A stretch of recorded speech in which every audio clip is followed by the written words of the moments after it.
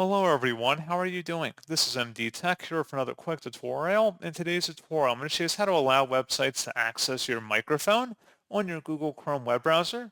So this should hopefully be a pretty straightforward process here, guys. And without further ado, let's go ahead and jump straight into it. So all you have to do is open up Google Chrome and you want to select the menu icon up at the top right and then go down and select Settings. Now on the left side, you want to select where it says Privacy and Security. And then on the right side, underneath Privacy and Security, select Site Settings. And then underneath Permissions, locate a microphone.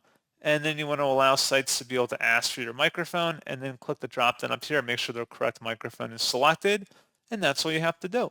So pretty straightforward process, guys. And as always, thank you for watching. I do hope that was able to help you out. And I do look forward to catching you all in the next tutorial.